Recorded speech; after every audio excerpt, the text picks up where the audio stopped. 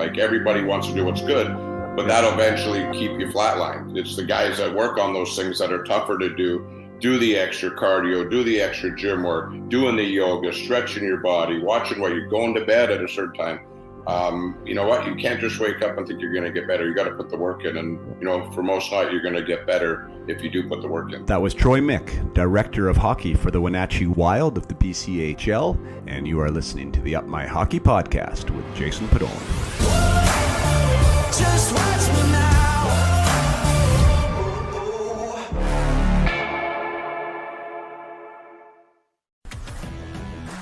Welcome to Up My Hockey with Jason Podolak, where we deconstruct the NHL journey, discuss what it takes to make it, and have a few laughs along the way. I'm your host, Jason Podolak, a 31st overall draft pick who played 41 NHL games, but thought he was destined for 1,000. Learn from my story and those of my guests. This is a hockey podcast about reaching your potential. Hello there, and welcome back to the Up My Hockey Podcast with Jason Podolak. Just want to start with a little bit of housekeeping here, meaning I'm going to tell you about what has been happening in the background of Up My Hockey. Up My Hockey is growing, which is super exciting in a lot of ways, and it's also been giving me some issues that any growing company has, like, you know, trying to do a million things being one person and not being able to do them all as well as you'd like to do. So the podcast, unfortunately, in the last little while has been taking a back seat. However, that is all going to change for those of you who enjoy the podcast. I have positioned myself to free up some more time for myself, one, by getting somebody involved in the production side of the podcast. So I'm going to be investing more into the podcast. It's not going to be an in-house thing anymore with as far as producing the episode itself or even grabbing the clips that I love to share on social media. I think that a big part of the podcast is, one, I appreciate each and every one of you that have been able to invest the 90 minutes or whatever it is for the episode, and you listen to the episodes front and back, and obviously without you, the podcast doesn't exist. Whether you listen to it on the audio version or whether you're watching now on YouTube, on my YouTube channel, which I've started to put the episodes on there in their entirety. Super grateful for that. But I know that there's a lot of people that don't listen to the entire conversation, yet there's so many gold nuggets in these discussions that I have. And so being able to extract some of these tidbits and these clips, and whether it be a player, whether it be a parent or a coach that happens to see it on Instagram or on Facebook or on YouTube or in one of my emails, you know, and I know that they help. So I want to make sure that we are utilizing the content to the best of my ability. It also helps with, you know, the branding of what Up My Hockey is. It helps people understand what I think, what I'm passionate about, what I like to talk about, how I focus my own coaching and where my philosophy lies with that. So I believe it allows you to have a little bit of a window into who Jason Podolak is as well, which I know is important for those of you who are deciding whether you want to, you know, invest in a program, or whether you want to get your team involved in a program with me, or whether you'd want to have your player work with me one-on-one. I think it's important that you understand who I am and what I'm about, and I know that the podcast allows you all to do that. So I am investing in the brand. So we're getting somebody from the social media side. I'm also getting some help with as far as like what my business development plan is and where I want this thing to go. And so you will be hearing from me with as far as to expansion. And one of the things I want to expand with is having someone help me on the front end, whether that be on the ground, even with some skill stuff, or whether that be with helping with my Facebook community, whether that be help deliver some of the coaching sessions that are growing and mounting for me, almost like a little mini me, whether it be a mentorship position or an apprenticeship position, or somebody who wants to dip their toe in the coaching world and get involved in a great product that's helping a lot of players. That will be coming out in a more formal environment here fairly soon. But if this is something that speaks to you, if you know what the Up My Hockey brand is, and if you are somebody that's passionate about the game like I am, if you're passionate about wanting to help and grow the game and to help people reach their goals and dreams. And if you have played hockey, that would be another nice factor to have. If you can check those boxes, and if you're interested in working with me directly, that will be something that I'm looking at here in the future too. So there's a little bit of housekeeping with Up My Hockey. We can expect to have weekly episodes here for the rest of the hockey season. That's my goal right now. I'm trying to free up time to create more high quality guests with high quality content on a regular weekly basis that will also have social media posts associated with them. So for those of you who love the podcast, you should get a weekly dose of that from here on out. So now I've made my commitment to you. It's just how I work with my players. I'm like, when you want to do something, it's one thing to say it to yourself, but it means a heck of a lot more when you tell someone else that you're going to do it. So I'm going to be accountable to you guys. I want you guys to hold me accountable to it. And the plan is to have a weekly episode release at least till the end of the hockey season. So looking forward to that. Today's guest, let's get on with today's guest. Today's guest is Troy Mick. Troy Mick says in his Elite Prospects that he was born in Burnaby, BC, but he actually grew up here in Vernon playing his minor hockey. We didn't touch on that in the interview about when he actually moved, but he was a Vernon minor hockey product, ended up playing in the BCHL, went on to the WHL, had very prosperous years in the WHL, into the BCHL, and then got drafted by the Pittsburgh Penguins, had a 3-year pro career, and then got directly into coaching, where he was involved in the BCHL in many different capacities, as an assistant coach, as a head coach, as a GM head coach, as a president and owner. He also went on to the WHL as a head coach. He's been a president and GM over in the NCDC league with Philadelphia. Now he's involved as director of hockey with the Wenatchee Wild back here on the West Coast. So Troy's been all over the place. He definitely had his start as being a prolific scorer and an amazing junior player. And to give you some idea of how prolific he was, I wrote in my notes here, I don't want to get it wrong, but he is one of the few juniors in history to score 200 career goals in the WHL. That is really hard to do. Like 4 seasons of 50 goals a season is obviously the math on that, the quick math on that. Man, like, was this guy productive? So he had 204 goals in 267 career WHL games. This guy could put the puck in the net. He was also a good passer. A former guest on the podcast, Dennis Holland, was his line mate in Portland there for some of his most prosperous years. And did they know how to put the puck in the net. So a great player in his own right. Like I said, went on to play for or to get drafted by Pittsburgh, and he went to camps, and he shares some stories about Mario and playing with Mario and what an experience that was. But this conversation, I think that you are going to absolutely love. Right from the get-go, I tried to cover some of his playing days, and we did come back to it, but we just started talking about amateur hockey. We started talking about development, philosophical differences, whether it's a 12-month year, a sport or not, how finances play into it and the decisions people make, and parent involvement in hockey. Geez, I'm trying to go over all the topics, but it was awesome. It was a really great back and forth. Thankfully, we share a lot of. Well, I shouldn't say thankfully. I enjoy a good discussion with differing opinions, but we do seem to be aligned on a lot of our philosophical approaches to the game and how to best support players and how to best support their development. And so we get into that, some of Troy's ideologies and some of mine. I really think it's a great hot stove discussion, and it's one that you're going to enjoy. I know Troy's been around a long time.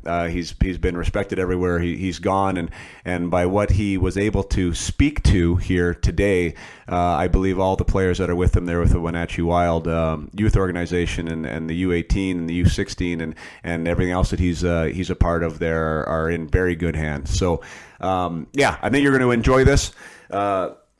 As usual, tons of gold, lots of nuggets. I think there's some interesting stories and some different paradigms that maybe we'll unlock for you, and maybe start thinking about your own player's development a little differently. Or if you're a hockey player, then hopefully you pick up a few tidbits here about how to approach your game and your development with maybe some new glasses, right? With a new lens, because there's always things that we can learn. So without further ado, I bring you my conversation with Troy Mick. It's been a long time coming, Troy, but thanks for being on the show. Thanks so much, Jason. Looking forward to it. Yeah, fantastic. Always good just chatting hockey. I know that I don't do enough of it. Maybe in your line of work, you do have the opportunity, but it's nice just to sit down and kind of, one, catch up, and then two, just sort of discuss the state of the game. So that's essentially what we're going to try and do here today. No, and that's awesome. Obviously, we're both from Vernon, so probably a lot of stories and everything else over the years. So I'm looking forward to today and kind of like our own little satellite hockey situation for us. Yeah, a little hot communicate with a lot of stuff. Yeah. And I always usually start with what with kind of the roots, right? The roots of where it was and when you started playing. And I think that's relevant. I'm sure you've answered it 100 times, but I think it just sort of sets the stage for players, because a lot of this audience here that's listening Up My Hockey is either parents or players that are on the journey, that are trying to do it and are playing and are obviously at a competitive level and trying to figure out how to maybe either earn the scholarship or, make a paycheck one day. And if nothing less, just have a hell of a lot of fun and enjoy the process while they're on the ride. So when did you start taking up the game and where were we at? Well, obviously for the listeners back in Vernon, Swan Lake was kind of the starting point to my career, and, getting on Swan Lake when it actually froze all the time. So I remember my dad, taking me out there when I was 2 years old. He actually put a pillow on my butt, didn't want me to get hurt. And my mom was a little freakish, obviously. She was more worried about, I think, me falling through the ice more than anything. But that's where it really all started. I started right into the Swan Lake, going out there skating. And, my dad played a little men's league, so he wasn't a big hockey guy, junior guy, but he always loved this sport. And, kind of obviously when I was 2, and, everyone says Canadian kids are born with skates on. And I've pretty much been on skates since I was 2 years old, like yourself. And that's just a Canadian way. And from there, obviously, I played Vernon minor hockey, and what a great opportunity for me being local and there, and basically started my junior career when I was 14 years old playing for the Vernon Lakers. So it was a lot of fun. Outdoor Centennial Rink. I mean, we just had a lot of fun back in the day where people didn't know anything other than going out and having fun. Yeah, it's totally true, right? And maybe we'll get into that, because even what you're doing now and what I'm doing now, trying to balance my personal philosophy of hockey is not a 24 hours a day, 12 months a year sport, especially at the amateur levels. Yet it has become that, like the free time available to these players to go out and explore the Swan Lake or Centennial Rink, as you say, and just to develop and enjoy the game. Like, it seems like it's few and farther between. So, well, maybe we should just go there right now. I mean, that's a real question. Do you feel that there should be time, or like, how do you feel the game's evolve when it comes to the development of these hockey players? Well, I think everything's now a 12-month hockey player, and I see a lot of kids that get burnt out. I see a lot of parents that are pushing the kids more than the kids actually want, and I think that all goes down to not having a break or trying other sports. I mean, I remember growing up in Vernon. I mean, I was playing lacrosse, baseball, soccer.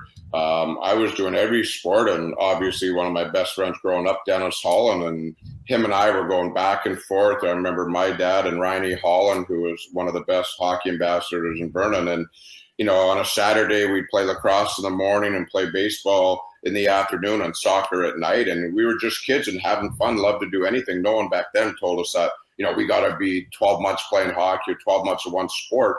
I actually thought I was a better baseball player than I was hockey, but obviously you weren't able to go a whole lot of distance in baseball in Canada. So hockey kind of took that next step. But I think the kids are really missing out when they're 12 months a year playing hockey, and, depending on what level that they are, they miss out on becoming a young teenager and to a young adolescence and then a young man. And, they get so stressed out with the things nowadays. I just wish more parents would realize, your son or daughter are going to dictate how much they're into that sport. Support them, love them, but give them a break, give them an opportunity to try other things, because if they show you as a parent that they want to really focus on hockey, they'll let you know, and their actions will speak louder than words. And I just think the parents sometimes just think they got to do what Johnny does, and if Johnny does it, then Bobby's got to do it.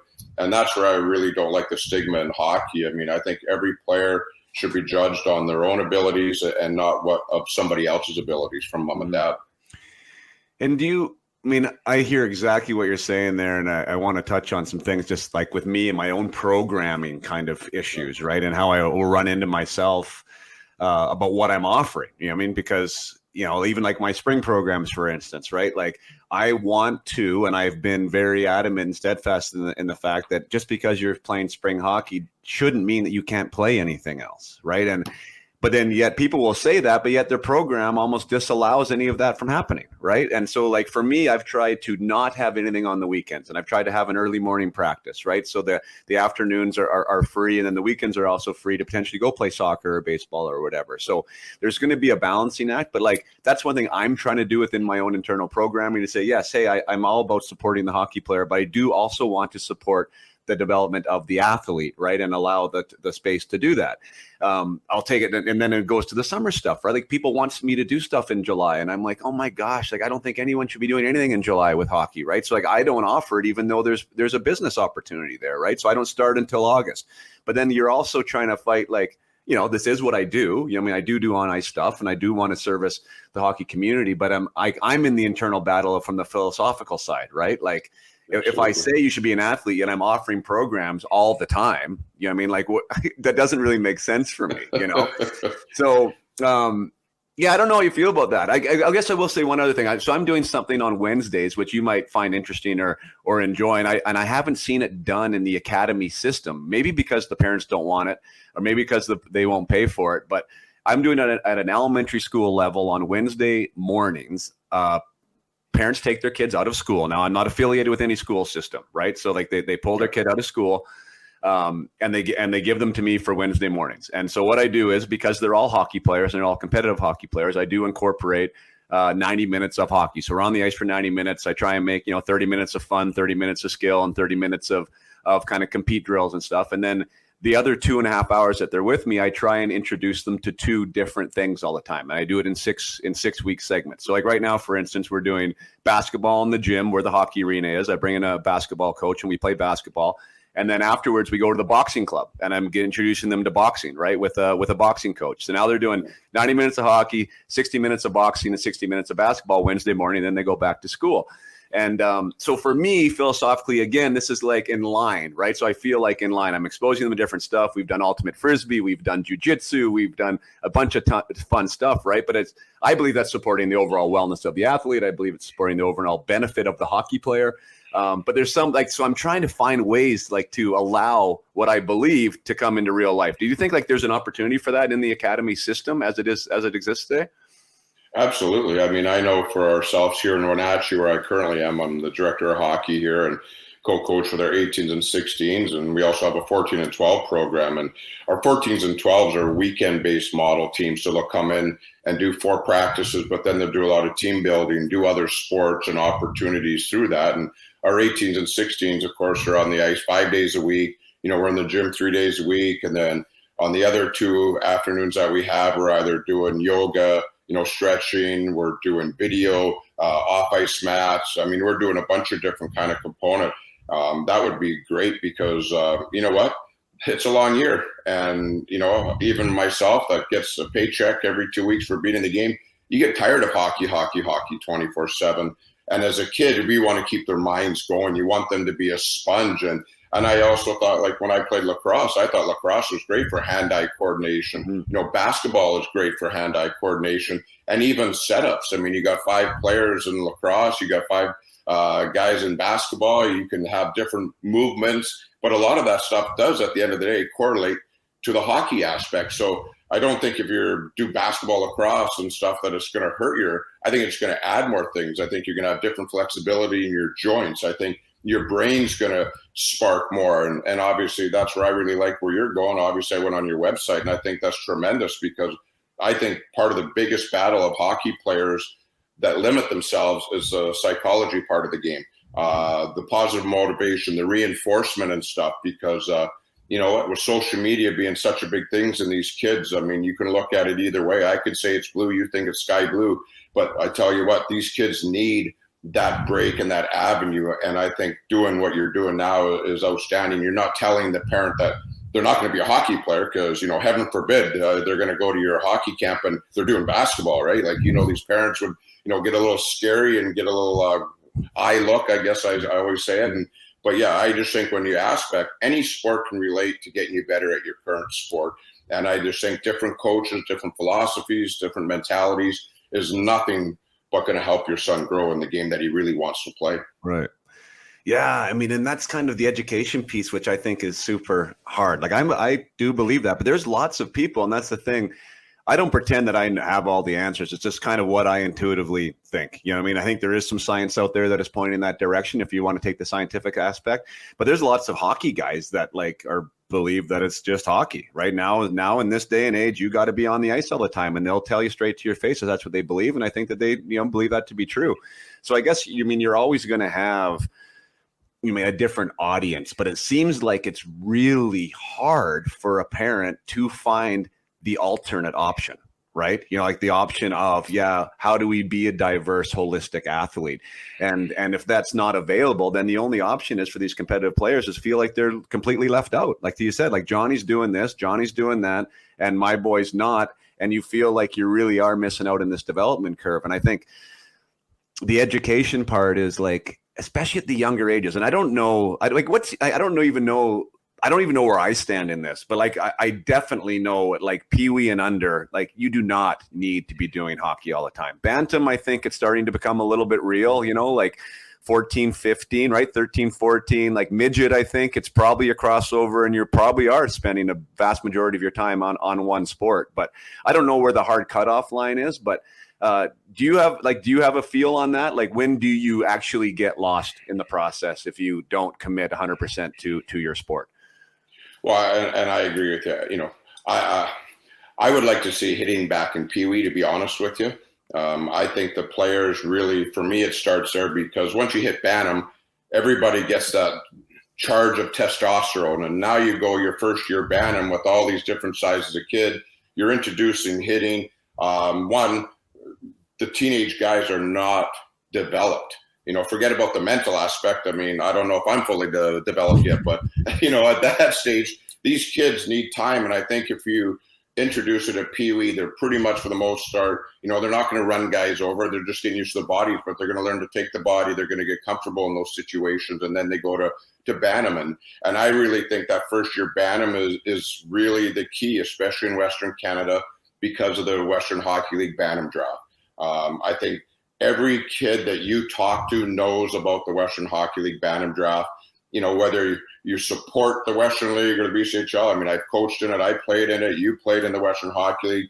Unbelievable league.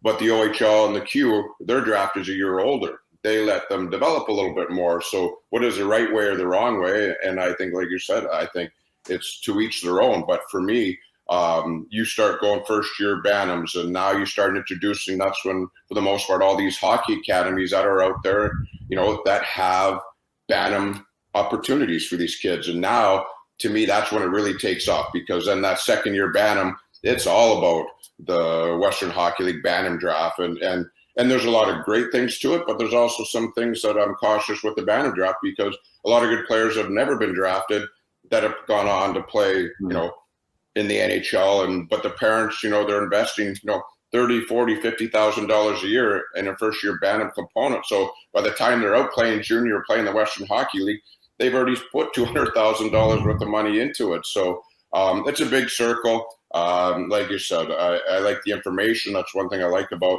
what you're doing. You played the game, you played at a high level, you represented your country.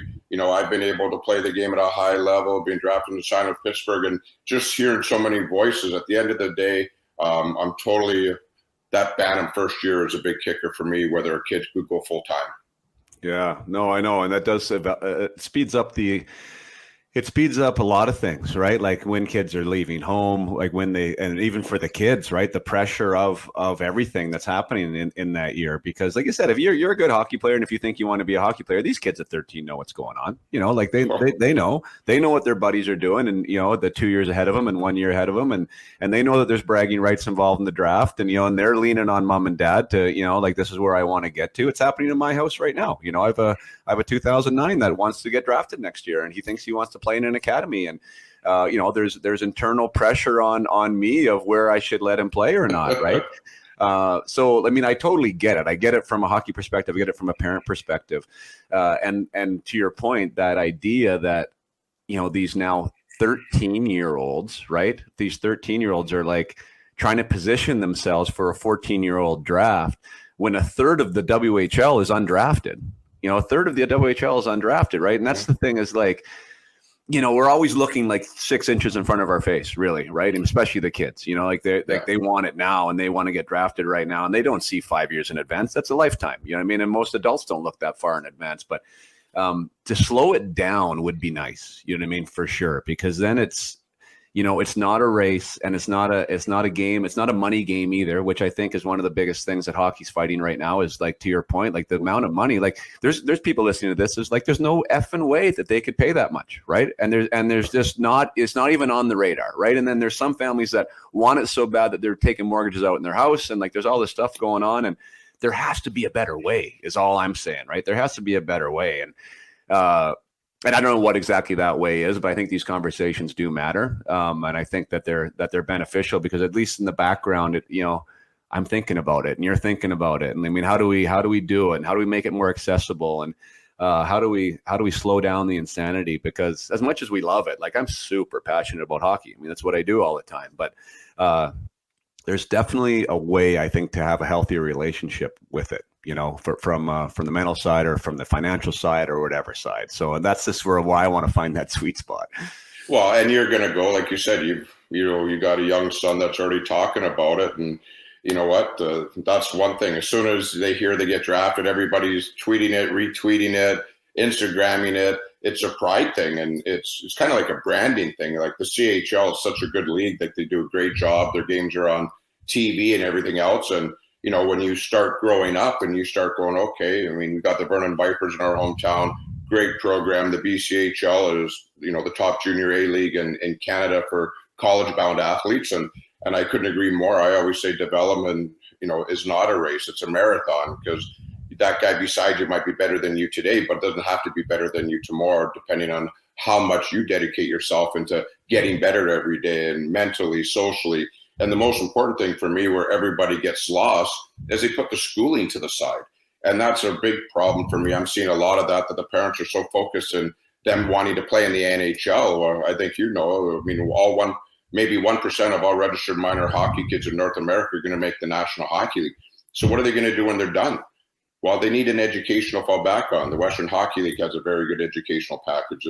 The NCAA has a very good educational component. And I tell my guys, you can be a better hockey player once your education is great, because then you're going to have something to fall back on. And trying to tell these kids at 13, 14, 15 years old, when they get to be my age or your age, going, hey, like, we were pretty lucky. We were able to get a paycheck in the game, but that doesn't happen all the time. And right now, the parents are living the NHL dream, where the kids got to realize they got to take the baby steps. And hopefully one day they're going to figure out this financial thing. But I don't know about you, Jason. Last time I checked, you go into a sporting goods store and you're paying $1,000 for a pair of skates without steel. So you're paying $300, $400 for a stick, or, it just goes on and on and on. And like you said, I know families that have taken second, third mortgages out for their kids to play it. I think that's one of the biggest problems in hockey society now. It's just the rising costs of it. And I just don't know how some parents do it. I mean, I had to do it with my son, Logan. He went to POE, which is now the Rink Academy, but I had to go work there as a director of hockey there just to afford it. And I still had to pay $8,000 a year just in travel costs. So how some of these parents do it, but you know what? The more money you have doesn't mean your son's going to play at a higher level. It might give you better opportunities to get better, but the son, the daughter, the player has to want it first and foremost. Yeah.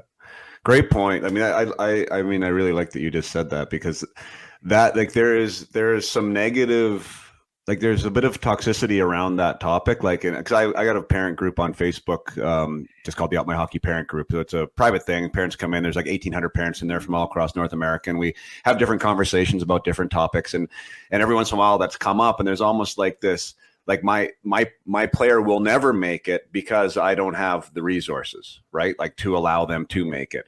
And although, I mean, there is some truth in that, but it's not really the truth, right? And that's kind of my counter argument to the academies. As much as I love, like, there's a lot of good things that go on in academies. Like, it's not like I'm not branding this as being bad. Like, same thing. I'm considering, like, maybe throwing my name in the hat to be a coach at one of these academies next year. I mean, with Hudson going around, so it's not like I'm anti-academy, but what I am anti-academy about is the fact that it is such a directed, scheduled process for these players that they check in and then they check out.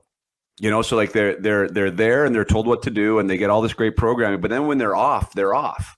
And I don't think that nurtures the athlete's passion for it. You know what I mean? Like the inquisitiveness, the creativity, the getting on the outdoor rink, like all those other stuff that allows players to operate on an individual level and develop that passion with the game. I think that that's a detractor for me of the academies because there's just so much all the time, right? There's really not much time left for these guys to do much. And the other thing I say to parents too, I don't know how you feel about that, but the other thing I say to parents too is like the amount of money, like if that's what you think is the opportunity is going to this academy and spending this huge whack of money, like if you have any money to invest, like save the 20 grand, go play minor hockey and find a little bit of stuff on the side and just a little bit, right? Like that's personalized to your kid, right? Like you're saving a lot of money there. And then it also opens the door for them to go to the outdoor rink or to be on the ice a little bit more, on their own terms in their own way, which I think is a pretty, I don't know. I like, there's something that feels good about that to me, allowing that space, Yeah. And again, if it was a perfect world, that would work.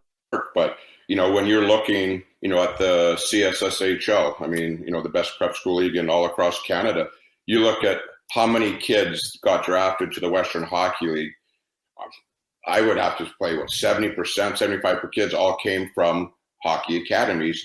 So the parents that are sitting in Lumbee, BC, trying to decide, well, can he still make it if he plays in Lumbee minor hockey or even Vernon minor hockey? And they're going to go on that. And then, they start seeing the releases of Team BC that came out this morning. Well, I think there's only maybe one kid that got selected out of all those players that didn't go to academy. Everybody else was an academy kid. So mom and dad are sitting back on the outside going, just to allude to your comment was, well, if he doesn't go there, am I going to give my son or daughter the best chance to succeed? And that's a one heck of an argument based on what we see, the drafts, the opportunities. And I don't know if you're ever going to get away from that stigma, to be honest with you. Yeah, no, I know. I mean, exactly. I mean, it's not, it's a bit wishful thinking, but you can do it is all I'm saying. Like you can do it. And the environment right now is so one way. And and the scouts say, oh, we'll find a good player. And I do believe if you are a really good player, at some point you're going to get found. You know what I mean? At some point you have, whether you get invited to camps, you're going to get found. But the scouts just essentially they go to the CSSHL and that's what they watch. And they don't go to any AAA or very rarely. The AAA teams would have to come to a CSSHL tournament. They're definitely not watching AA too wildly. I had Gary Davidson on, who a little while ago, and he says he does follow the local AA league because he has had players from that. Like he watches them. So there are some guys, that know. But yeah, for the most part, it is tough. But again, we're talking about that 14, 15-year-old age bracket too, right? Which is absolutely which is such a young and tender and immature age on so many levels, right? And it's just. Yeah, there's no perfect scenario, but I think recognizing maybe where some of the pitfalls are and maybe, celebrating some of the things that can be done as an alternative are worthwhile. You mean like for me, for instance, so we had, like I said, my oldest, Hudson, who's an 09, pretty damn good player, not a great player at this age or at this stage, but it definitely loves the game and has developed over the last 3 years, way probably faster than his peers. And he's on that trajectory, right? And wants to be a player. He tried out at the AAA level. He was definitely good enough to be put into an academy as a varsity player this year. He would have been able to make that team. But he ended up making the AA North Zone team, right? So it's kind of like that step down here locally from the AAA traditional BC hockey market. Still a big, broad range, and it's tough to make as a first year, and he made it. But we're paying $2,800, I think, for his team fees this year, right? Obviously, there's travel on top of that and us to get around, but it's certainly not 30. And then we're also invested in a hockey academy program here offered locally. So it's part of his electives for school, right? So in the afternoons for the first semester, or the mornings, he goes and gets some on ice and off ice training, and which is dedicated around personal skill development. So, and that's, I think, I don't know, let's say $3,000, $2,800, maybe $2,000. So I think we're probably about $5,000 or $6,000 in. Again, I understand that's a lot of money for a lot of people listening already, but it's it's a very good program compared to the 30K, so I know everyone has a different level of financial ability to go there, but it's just not, I don't think it's like an all in, like you have to go to develop the right way. You have to go to these academies, but I know you're a part of an academy too. So I don't mean to be like having a counter argument either, because there's a lot of good things about it, but I just think that none of that stuff gets talked about really, about the different options. Cause it's confusing too. There's so many places to play now, right? It's like, where the heck are we supposed to go? Well, it is true. I mean, there's a whole bunch, like even down here in the Pacific Northwest, there's only 2 Tier 1 programs. We're on the east side of the mountain, which would include Wenatchee, Spokane, Tri-Cities, and that area. And then on the west, you've got the Seattle Northwest Stars and the Seattle Snow King is the other Tier 1. But then next year, those programs are going down to Tier 2, and the Seattle Kraken are now coming in as the only other Tier 1 on the other side. So our academy, I mean, we've got guys from Arizona, Texas, Northern California, Wyoming, Utah. I mean, we're all over the place. And all those programs that really get our top AA programs are now coming up north to play AAA. There's really no junior A leagues out on the West Coast. If you go down from Washington, Wenatchee's the only junior A team. There's nothing in California and down there. And so it gets to be an opportunity. These kids want to expose themselves. And it's quite the, it's quite the, I guess I'm kind of happy. I know you're just going to step into that ring with your son and going, what is the best interest of him from a family, from a personal, from a business. You've got some good days and long nights ahead of you, my friend. No question. For sure. I know you said earlier, and I wanted to get back to it, but you mentioned about, like that the player can dictate their course essentially, right? Like how much they want it and how much, or how little they want it. Right. And sometimes the parents step in and they're the motivators. We definitely see that. I guess for me, when I'm thinking about it, and again, philosophically, like, I have 3 players, and now my youngest is just about to turn 10, and he's hockey nuts too. Like, he'd be on the ice every day, and he's good. Like, he's really good, like provincially good, kind of, like that sort of level. Yeah. So I'm still philosophically like, I don't want to say one thing some ways, but for this kid, it's okay. So like I've actually, my kids were super mad at me last summer because I made them not skate for 2 months. Like I made them, like they wanted to, and they have the appetite to do it. You know what I mean? And they would have loved to have done it. But I'm like, no, this isn't good. And I really believe it's not good for you. And I really believe it's not good for your development. Like I truly believe that. It's like not something that I'm, pretending about. Like, even if you don't want to play anything else, put the skates away and go be a kid and let your body heal and let all these things happen that I think are supposed to happen. So I guess I'm just going to push you on that a little bit, because I have those conversations with parents too. Like, oh, my kid wants to, like, even where they're going to play hockey, right? Like, considering that a 10-year-old makes a decision for a family of whether they play Vernon minor hockey or whether they go play private. Like, that blows my mind to me, like that the 10-year-old's going to make the decision. But should a kid have some type of input in that, or what's your feeling on that? Well, I think from a parent, and again, I've gone through it with my son, and it's like I'm a dad every year because I relive.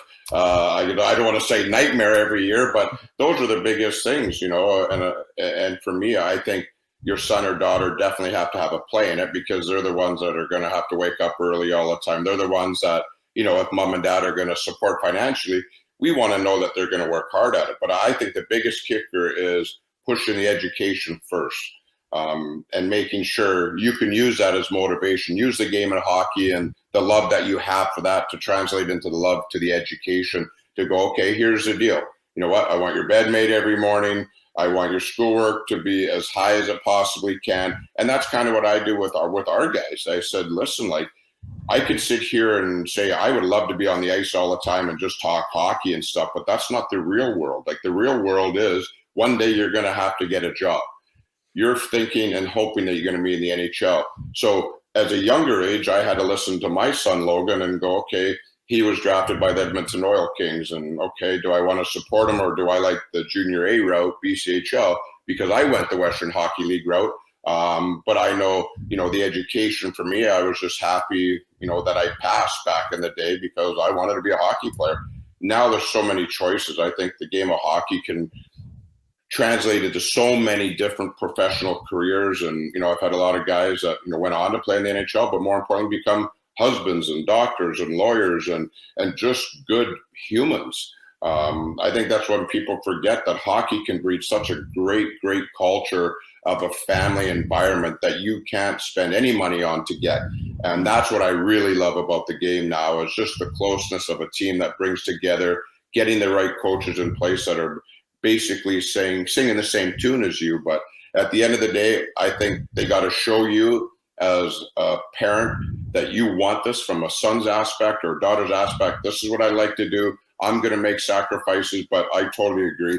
Playing 12 months of the year would be a non-starter for me if I had to go through it again. And at least a month, they can do stick handling in the garage. They don't need to skate. It's such an opportunity to, gain weight, grow. They don't have it. I mean, I was in Philly the last 3 years and I loved everything about it, but the spring hockey out there, they are nonstop. I mean, we finished my first year there. We were 16U AAA program, and we were done on a Friday. On Monday, we started 18U. It was the next just started, and the spring tournaments all over Boston and Minnesota. Like, you're talking 2013s that are traveling on planes every other weekend, going to Vegas, Chicago. So, you know what? My hockey rankings, like they just live and die by so much of the stuff that I just think if the player wants it, he's really going to be able to tell mom and dad he wants it. Right. Yeah. I mean, spring hockey turns into summer hockey, which turns into winter hockey, right? Like you don't have to stop anymore if you don't want to. That's for sure. All right. Just want to take a short break from our conversation with Troy Mick to talk to you about Up My Hockey and remind you of all the places where you can engage in Up My Hockey. If you want to find out about my programs, my offers, my spring programs, if you are local, my skill sessions, my Wednesday Academy, anything to do with on-the-ground services or anything to do with online services, you can find that at upmyhockey.com. That's home base for everything that you can invest in as far as, like I said, on-the-ground skill development or mental development in the online capacity. If you are somebody, I'm trying to grow some of my social channels as well, which I haven't done a very good job of actually actively promoting. So I am producing and airing these discussions on YouTube. So if you are a YouTuber, or even if you're not a YouTuber, if you go to visit Up My Hockey with Jason Padon and subscribe, that would be super helpful to growing the channel.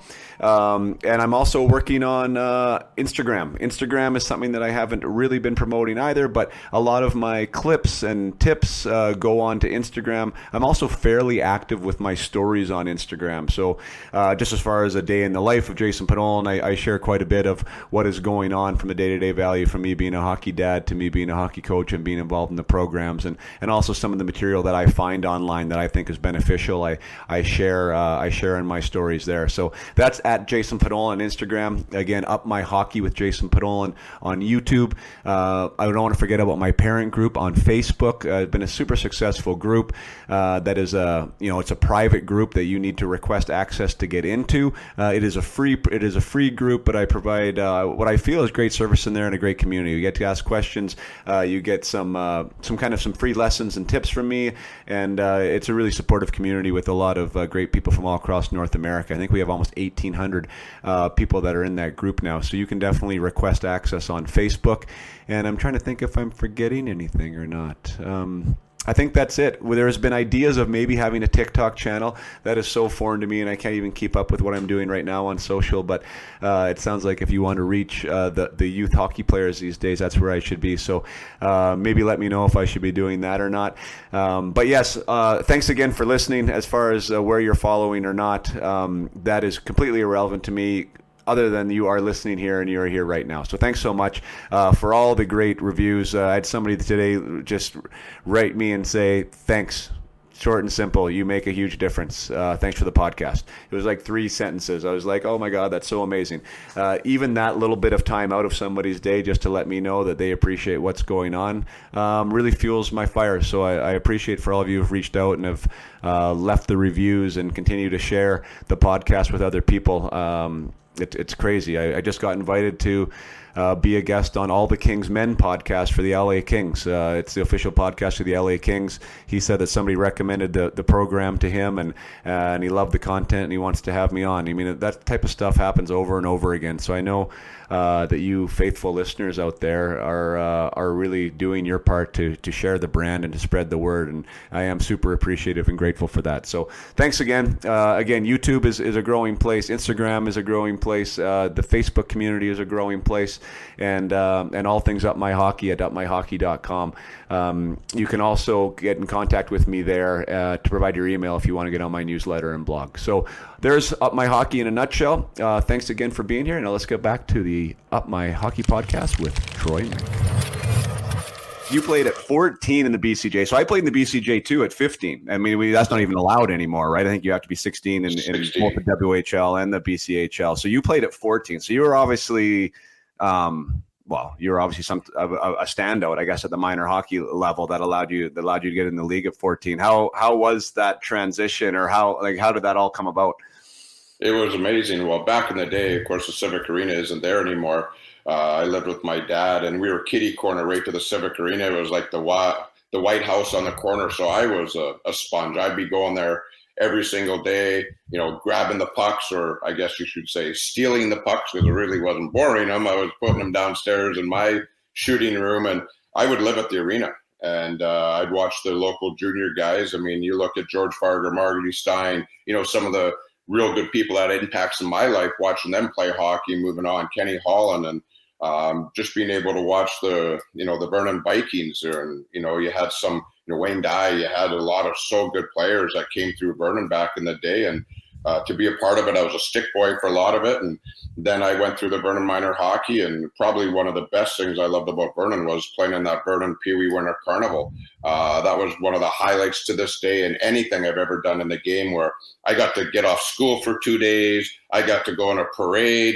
I had got to throw candy at kids. I mean, got the jacket on. I mean, that was one of the biggest things. And that's why I always try to tell kids, enjoy the simple things, because when you get older, those simple things become like a championship to do that. And I was fortunate enough to play Bantam, and I got called up for a few games. And then I played the first half of the year when I was 14 playing juniors. And, you got to think back then, there weren't all the rules that you had then. I mean, there was, I'm 14 years old. I'm seeing line brawls happen in front of me. I'm seeing, people throw garbage cans on the ice, and I'm playing against 20-year-old guys that had full-on beards and mustaches. And I'm like, is this really what I wanted to do? And, you just kept sticking with it. And I had a lot of people support me. Obviously, my family, my dad was a big supporter. And it was kind of nice. Me and Dennis Holland always went together in everything that we did. And we were a pretty good tandem in minor hockey, and we were able to put the points up. But I think we realized this is what we wanted to do. And then at 16, I asked to be traded from the Vernon Lakers at that stage. I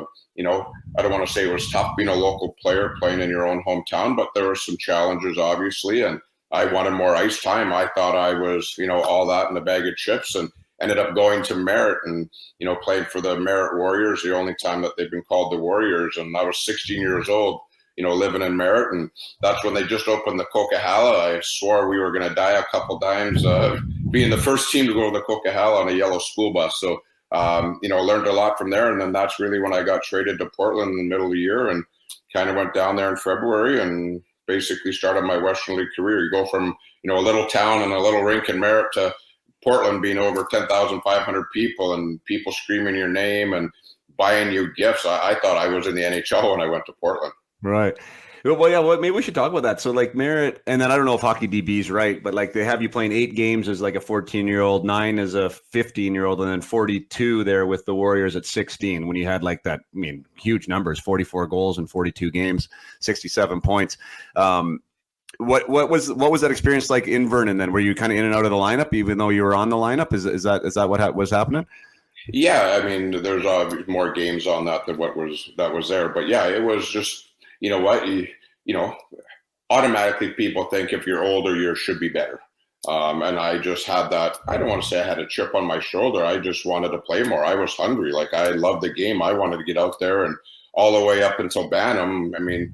Coach would say, you come off when you want to come off. Other than that, so then you go to juniors and you're not really ready for it. No one teaches you how to play junior hockey. I played Bantam one game. Next day I was playing a midget game, and then I was playing junior hockey, and it's a whole different realm. And I think that's one thing that more and more people are talking about is the transition from youth hockey to junior. I mean, I was there and I was a goal scorer, and then all of a sudden you're playing bigger, stronger guys. The mental aspect of, now playing 7 o'clock at night. So your whole daily routine changed, and then you're going to school during the day, and then you got, fans liking you, and then you go fans in the other way and they don't like you. And, they're spitting chewing tobacco at you, throwing jawbreakers at you.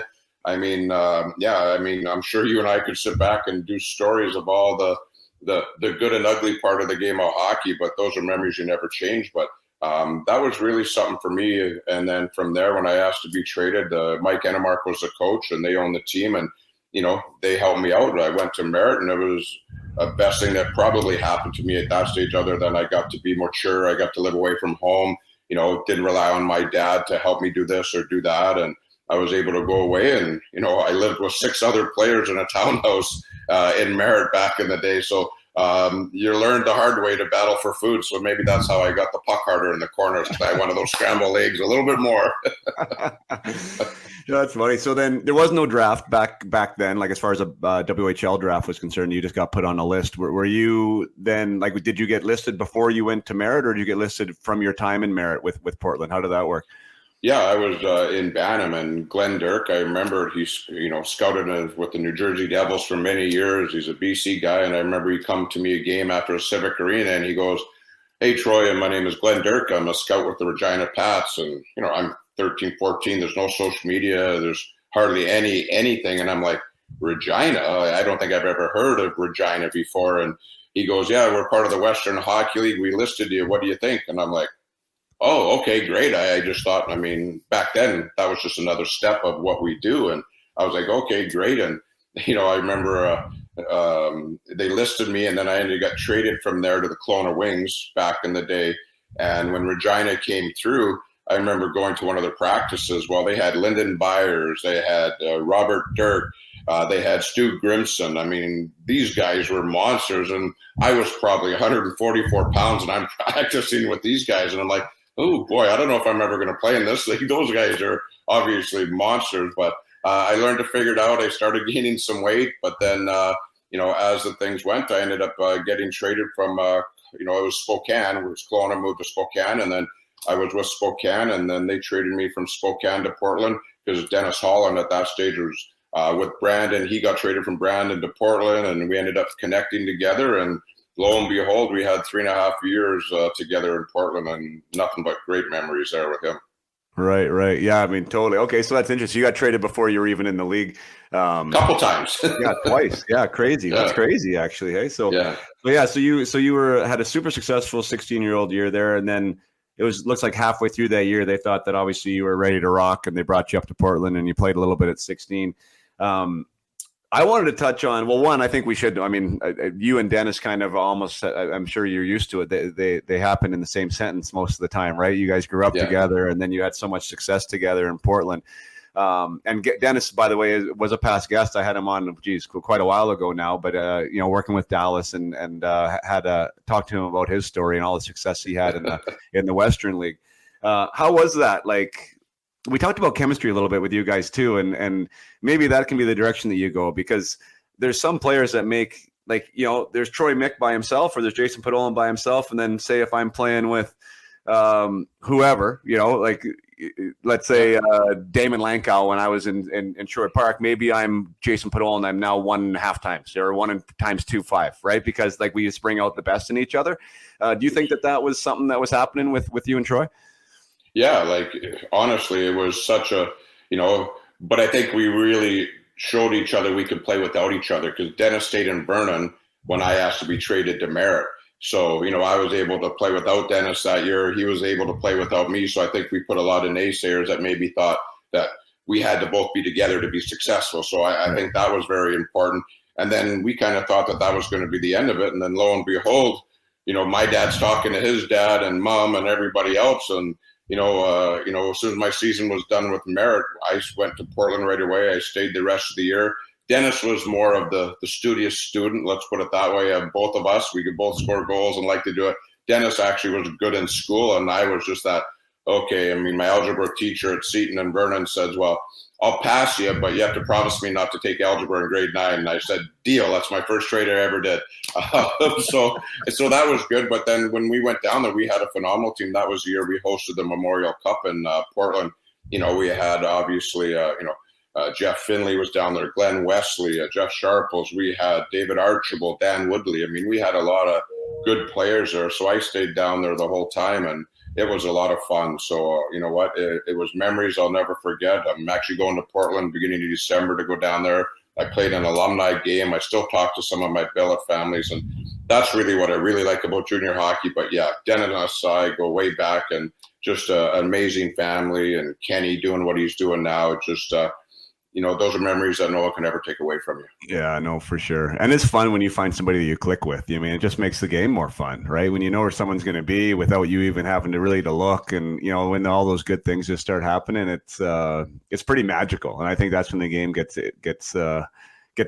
really a lot more interesting. And I think that hockey IQ aspect of it, right? When you find somebody that's a match, or it's a lot of fun. And that's one thing that I think, I don't know if it's overrated or underrated, but I talked with Mark.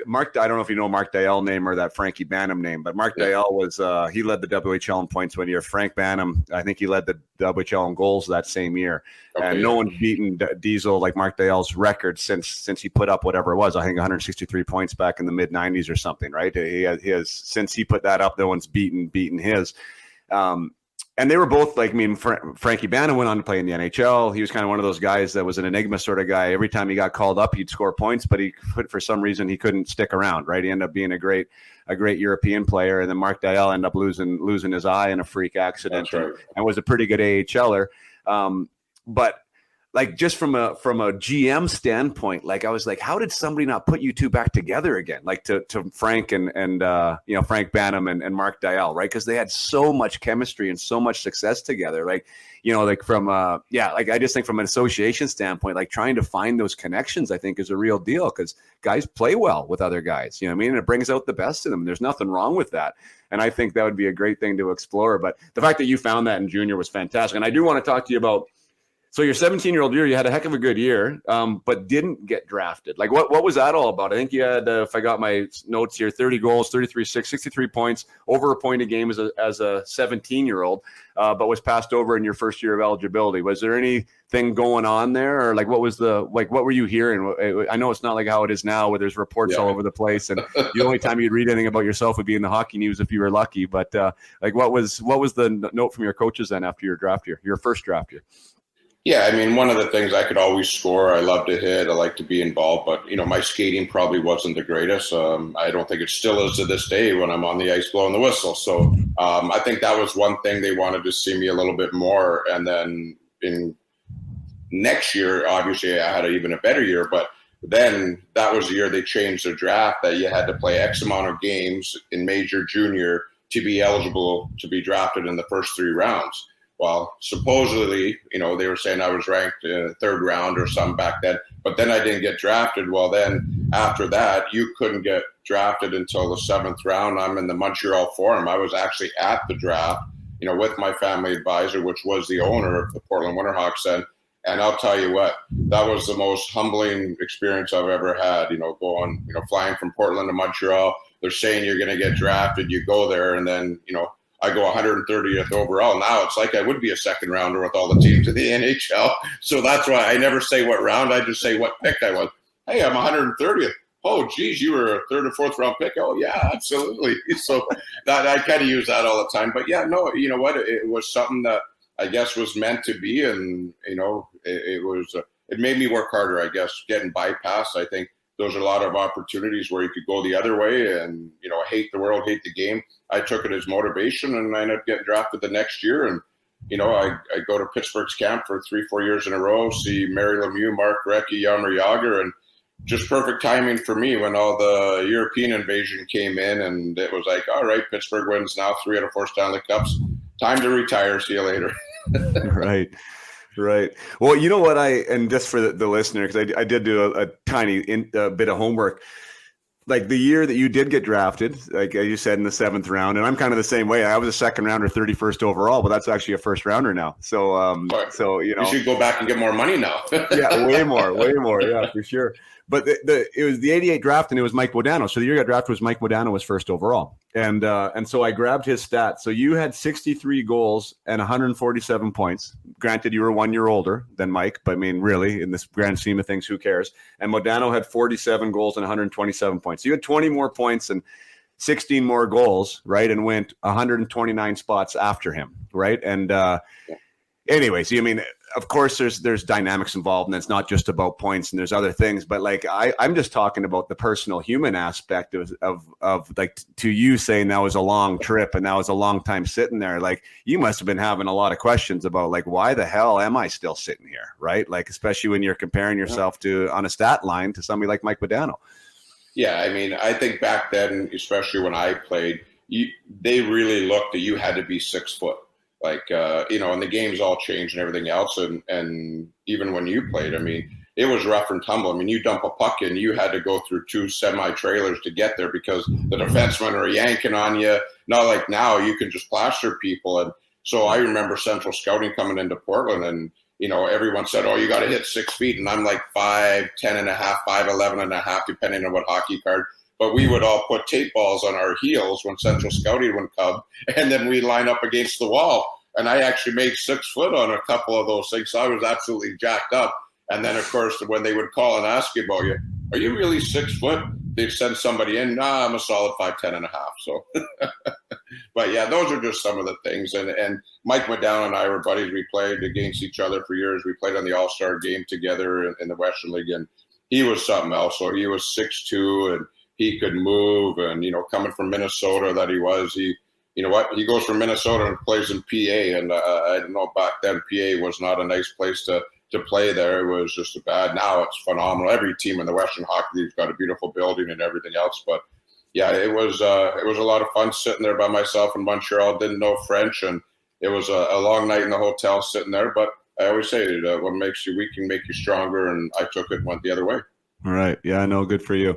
And that was the thing Dennis brought up too, Holland, I'm talking about now, just saying, and one thing that I actually use Dennis's story in one of the clips that I have in my course, my Peak Potential course, because in week 2 of the Peak Potential Hockey Project, it's all about, I call it 10X development, right? So like, how do you craft, your process of becoming better, right? And I think it's really good to celebrate your strengths and to work on those, of course, because we want to have something for us as a hockey player that allows us to stand out in a positive way, right? If you're a shooter and you can score on the one time, you should continue to practice that shot, of course, right? Because you want to still have that be one of your weapons. But you also don't want to have something that could potentially hold you back. So you have to be able to analyze what your weakness is and have that self-awareness to be able to work on it. Dennis said that, he didn't have the self-awareness to understand that he should have invested more in his skating. And my point, even when I'm talking about it now with these players, is like, of course he didn't invest more because he led the league in points, right? Like, it's really hard not to be comfortable in that scenario, right? Like, you're getting around the ice just fine, right? You're putting up tons of points. You're putting up tons of numbers. You're getting recognized. You're feeling good about yourself. So, I think he forgives himself, and I totally forgive him from an adult standpoint. But having that self-awareness, though, is critical, is it not? Like, to really try and unpack your game and try and find out what might stop you at the next level. Huge. And I think you got to get out of your little comfort zone, because you may be good where you are in Vernon or Kelowna or Penticton, but you're not competing against the guys from Vancouver, Calgary, Winnipeg, Minnesota, New York, Boston, where there's so many good hockey players. So you have to go, how can I get better every day? Whether it's power skating, shooting, strength in the gym, the psychology part of the game of hockey, and, going to a gym and working out with a purpose and plyometrics. Like, there's so much now. Like, back then, I think there was maybe 4 or 5 power skating teachers in the world. Now you can break down your craft so much in the game of hockey. But again, you're spending money for a lot of things. But now, if you're going to be that hockey player that you say you're going to be, you need to invest in that. Even nutrition. Like, I still see a lot of guys not following through on nutrition. They just going to think, I'm good. Well, I always say, to me, there's always someone bigger and stronger and better than you somewhere. So you better work every day to catch that person. You may not know him, but I guarantee he's out there. And then the kids kind of figure that out. And that meant a lot to me, kind of going through it, going, yeah, you know, what was I like? Did I train hard enough in the off season, or did I want to go to Cal Beach and hang out on the wharf? And, you know, that's how I worked out. Like back then, I rollerbladed a little bit, but, you know, we would go to camp and get in shape back then. And now forget about it. Like you're getting every kind of test and, you know, every kind of probe on you to make you better nowadays. And it's amazing. So I always say, the day that you're not having fun with any of it, don't do it anymore. Yeah. When you're having fun and getting the rewards of it, then sky's the limit for you. Yeah. Yeah. And it totally makes a difference. It makes those grindy things. And I think that was to Dennis's point, even. I'm not going to quote him for exactly, but he's like, you know, it's easy not to work on the stuff you're not good at because it sucks. Like you don't really enjoy it.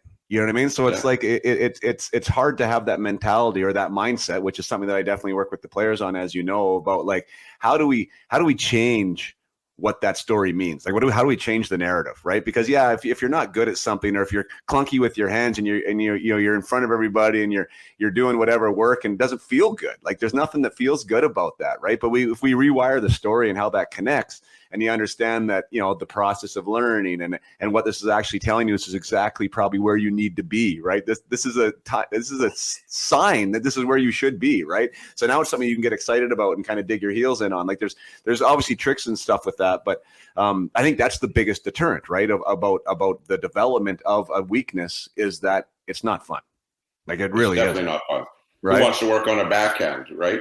Yeah. Like I would say, receiving a pass on a backhand. Like everybody wants to do what's good, but that'll eventually keep you flatlined. It's the guys that work on those things that are tougher to do the extra cardio, do the extra gym work, doing the yoga, stretching your body, watching where you're going to bed at a certain time. You know what? You can't just wake up and think you're going to get better. You got to put the work in. And, you know, for most night, you're going to get better if you do put the work in. Yeah. Yeah, and I totally think like those two things, I think that they connect, like the passion, like you've touched on that a lot. And for me, like I do believe those are both skills that you can grow with intention, right? Like most players and people are just on autopilot. You go about your day and you just, how it works out is how it works out.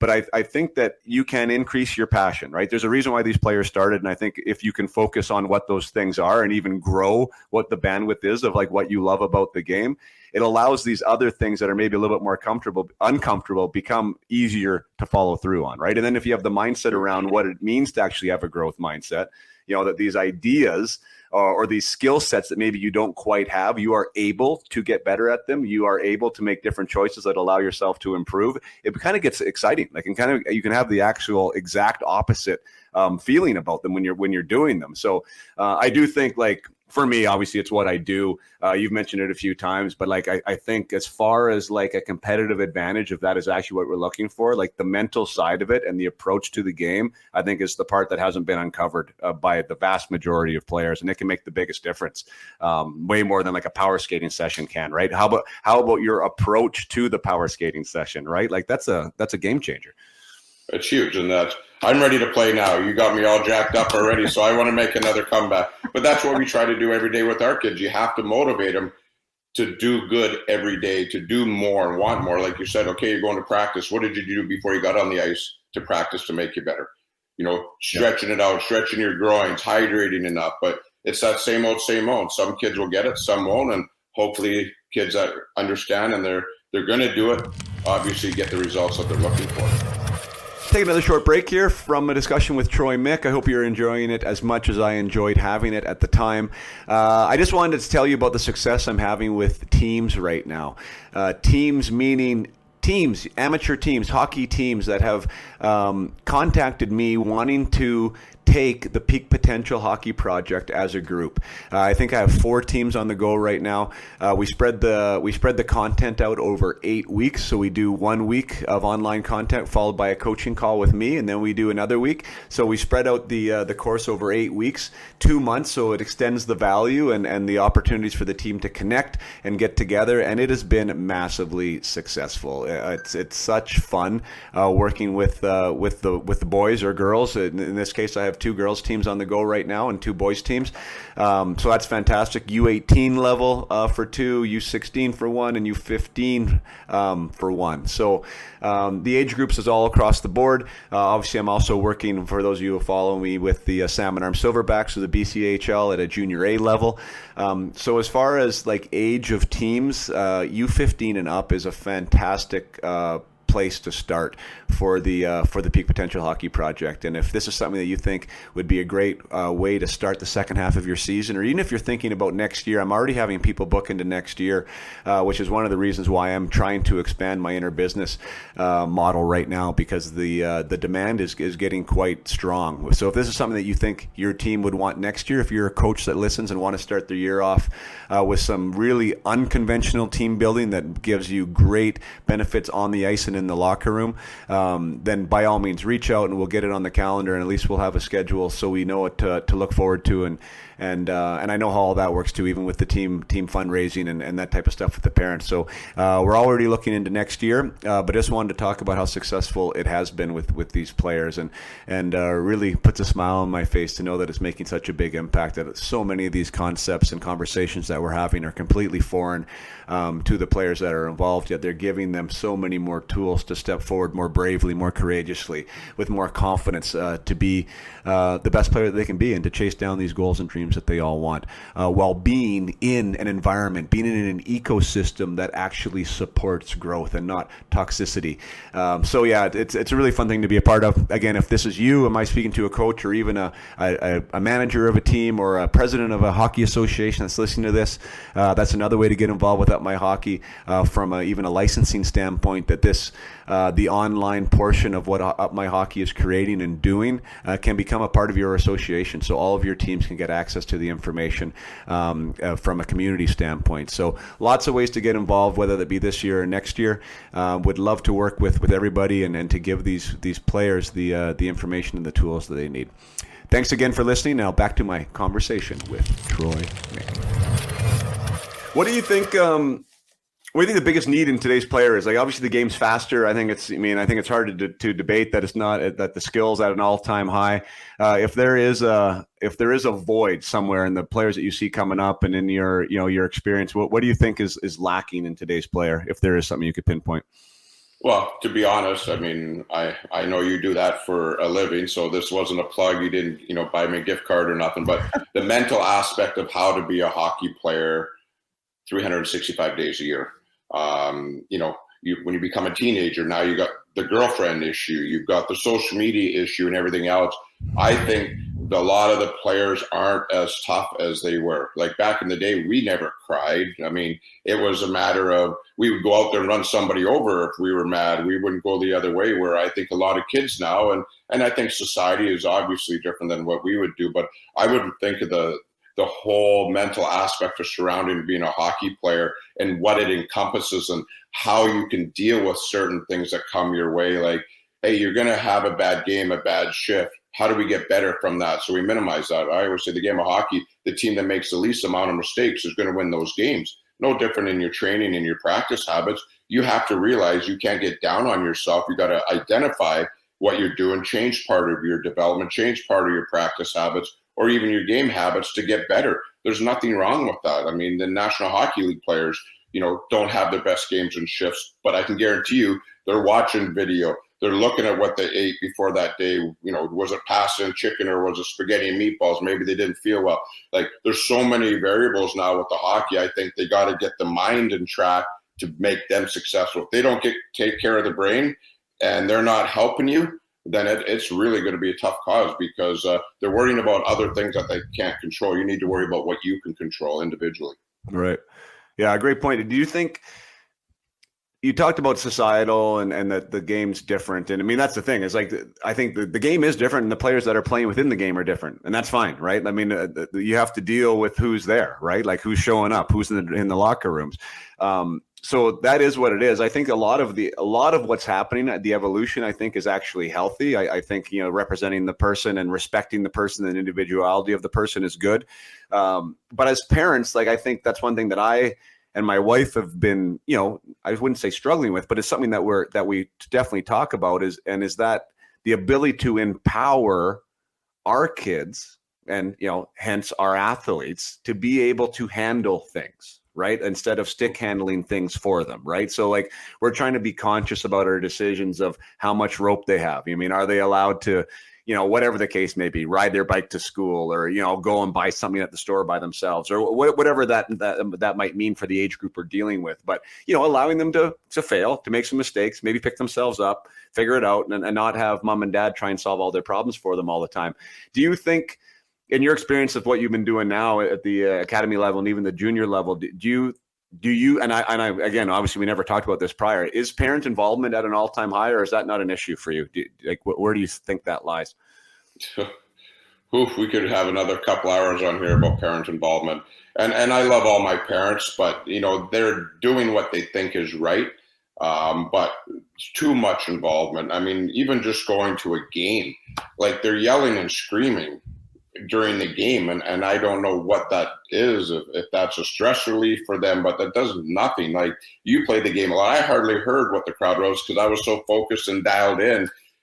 I think the goalie parents are even worse than a normal player. I mean, they're standing behind the net. They're doing stats. They've got iPads keeping them. And we're talking peewee level. And I mean, it's just getting to the point where why can't a parent just go to the game, enjoy their son or daughter the way that they play? But, from parents, and then you're bringing family advisors in, good or bad. But at the end of the day, your coach that you're playing for is going to be the most important person in the development of your son or daughter off and on the ice. So to me, that's a big decision in where you play. Parents yelling and screaming at referees and these young kids getting yelled at, parents yelling at each other in the stand. That's an absolute travesty. Like we don't have enough referees to play this game. And the parents are the worst culprits of all of it. Forget about anything else that the players do in the corner. They get a penalty. They go sit in the box for 2 minutes. Well, that parent that's screaming at an 11-year-old kid on the ice that's, trying to do it to make $15 and trying to help the game has an adult calling them every name in the book. Like I would love USA Hockey, Hockey Canada to have people in the rink and videotape them and say you're suspended for 30 days. I truly passionate. I just think there's no need in the buildings for parents to go absolutely crazy. They wreck the game. They take all the momentum away. And again, I understand the parents fit the bill, but for me, that's one thing. They just need to support their son or daughter and enjoy the game. Quit being part of the game, because last time I checked, parents weren't part of the 6 men on the ice. Yeah, no, for sure. That's support. I think that's such an interesting word that you use there, because I think that the definition of what that means to parents today, right? Like, I mean, to your point, I mean, you read the Matheny Manifesto. I don't know if you ever had it. It's baseball, and he was a manager for the Cardinals, and he was coaching minor baseball, and he wrote this, what is now dubbed the Matheny Manifesto, and he had like this rule book for parents. So like, if your kid's gonna play for me, this is how it's going to happen. Right. Yeah. And he also talked about how he parented in this thing. And I do think it's evolved. Like he essentially said, like Mike Matheny said, that like whatever the coach did was right. Period. And that was the message to his kid. Right. Like, so it was his kid needed to figure out what was going on. Dad was there to watch the game and to leave after and get his kid an ice cream cone. And that was what dad's involvement was. Right. And it was the coach's job to coach. Now, I do think that there is, I think you need to protect your kids. There's some scenarios where you need to protect your kids. And in that word, I'm going to use / support your kids, right? I think that's kind of where society has gone. I think that's generally accepted, that there's going to be times where maybe you have to look out for their best interest. But I think the line for parents is like, some parents are like, Johnny misses one shift and all of a sudden the phone's ringing. Right, where Johnny would not have any issue with missing that one shift. It's more like the parents have the issue with him missing the one shift, and they're missing the entire idea of why he maybe missed that shift. So I think like on the linear side of things, it's like, where does that support start and end for parents? Like when can they just allow their child to go play and enjoy it and not have the pressure of what mom and dad thought about me missing the shift in the background, right? Or what mom and dad thought about my performance or anything else, what line I'm on, who I'm playing with. Like, I think when that comes into the conversation at home all the time, like that's where the toxicity comes from. And I'm not here to be anyone's parent guide or sayer, but I think, from the coaching side of it, and I know you're on the coaching side of it too, that is where I think I find there's more issues with the kids that have the high parental involvement than there is with the kids that don't. You know, like absolutely. They trust you, right? They trust you to deal with him or her, and hopefully a coach is involved in that spot that can do it. But that I find the most success with players in that environment. Yeah, and I have, again, I don't want to say I have a no talking policy. I basically do Zoom calls every 6 weeks with every one of my parent group to give them the information that I feel that they deserve. How he's doing in his billets, how his practice habits, how his schooling's going, how he's fitting in with the dressing room, and how are we doing as a family together. And then I give them some ideas on what they need to work on and what I think they're doing well.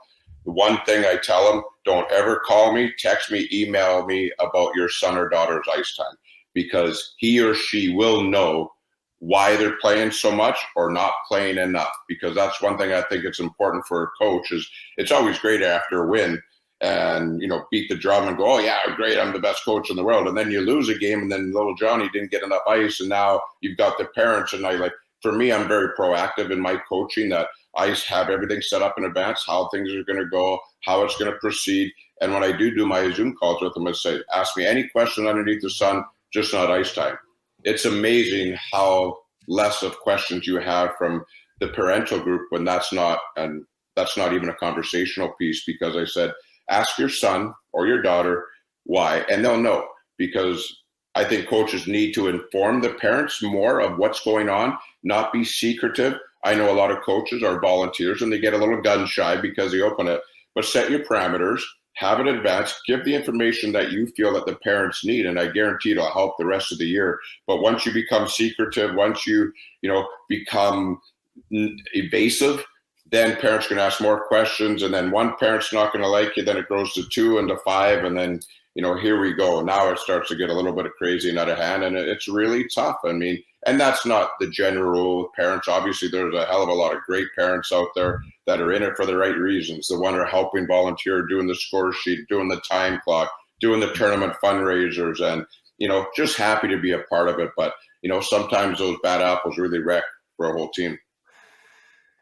I love what you do there. It's like kudos for me, round of applause, like to have that line of communication that's set up and the parents know when they're going to talk, like that's fantastic. And that probably dissolves so many potential conflicts before they even happen. Because people just want to know, like, really, that's one of the, I beat that drum all the time. And I feel that I'm very authentic and transparent in my own practice about, like, yes, you will know. And I never say one thing to somebody and say something different to another, right? I mean, like, it's, right. I think that accountability and the integrity around that is essential, right? And when you have that, right, when you have like you said secrecy a few times, like when it seems secretive, that's when all the rumors start. And that's when all these, these politics start and all this. But if you have an open line, and if the coach, I mean, what I love about what you're saying right there, it makes the coach tell you what's up, right? And when you make a coach say that, now he has to be accountable to what he said, right? Like that exposes the coach completely. So that's why I love that level of communication. And I encourage my players to talk to their coaches all the time. Like, I think that's where it should be, right? I don't know how you feel about that. Like, for the players I work with on an individual level, I'm not telling them to go in there and beat the door down and be in there all the time, but you have to be comfortable enough to sit in front of your coach face to face and want to know what you need to do better, want to know what you need to deserve to get more ice time. And then it makes you accountable to it, right? And it makes you more respected in that coach's eyes too. So anyways, I think the parents are the ones, or the advisors are the ones, or all these people want to step in between the coach and the player. And it's completely sabotages that relationship, which is the most important relationship to the player in the first place. Well, yeah. And that's how I work it even on the bench. The coach is always right on the bench. I said, I don't need you to turn around and talk back to me. But in between the period, we'll go outside and I talk to him and go, okay, now what did you see? Because I don't want him to talk back to me. I think that's just a form of disrespect. And I've got 19 other guys that I don't want doing that. I'll give them a warning. It's okay. Why did you think I was wrong? And then we talked about it. Then we go up to the second period to do it. It's never anything confrontational, but my players, exactly like you said, they know when we're doing the skate around before practice. I usually pick 2-3 guys. I skate around, ask them, how you doing? How's things going? How's school? How's the family? Continue shoot pucks, go around to the next guy. the open line of a communication with the player is so good, or identifying the kid that maybe is having a tough time fitting in with his peers and try to rally him around him and get him involved a little bit more. And I think it's not about winning hockey games for me as a coach anymore. It's developing them to win hockey games. And I think that's such a big different statement that more coaches need to be a part of. Yeah, no, I love that strategy. It reminds me of Travis Green and his and he did this speech at the NHL entry draft, and he said the biggest, and he was coach of an NHL team, right, where it's all about winning. Yeah. He said when he made his biggest mistakes at any point of his career, whether it be professional or junior or amateur, was when he put winning first.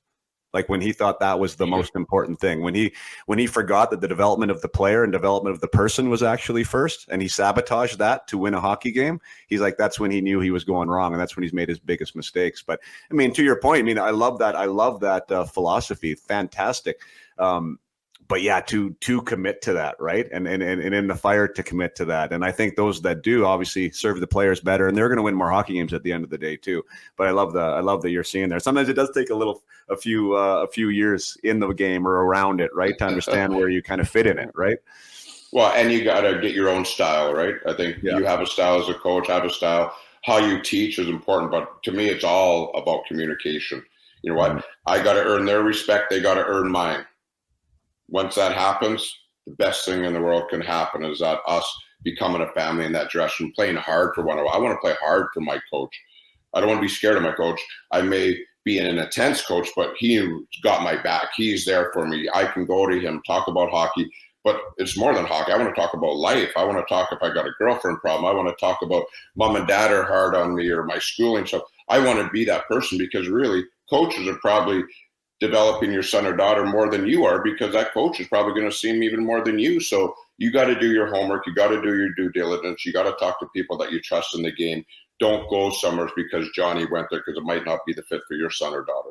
Yeah, no, great point. I mean, the coach, I mean, we are coaches, I guess. I mean, I'm not really a coach of a team, but I'm a coach of players, and you know, it's kind of quasi with teams, and I know the value of it, right? Like you when it's done, and plus as a player, you've seen the value of it when it's done right and when it's done wrong, like how much it can expand you as a person, or how much it can really, you know, contract you as a person too, right? That environment. So I totally do agree with that. There's a massive influence, and so much respect to the people out there that are volunteering at the minor hockey league level, and you know, at the amateur level, and even those that are, you know, working their way up the ranks in you know, the junior to professional leagues. Like it you know, I think hockey's doing a good job of putting the right people in those positions. You know, like anywhere else, it's not perfect, and there is some bad stories, and hockey's kind of coming under this gun right now of what it isn't, or maybe what people think it is more than it isn't, in my opinion. But I think we got to celebrate the good people out there, because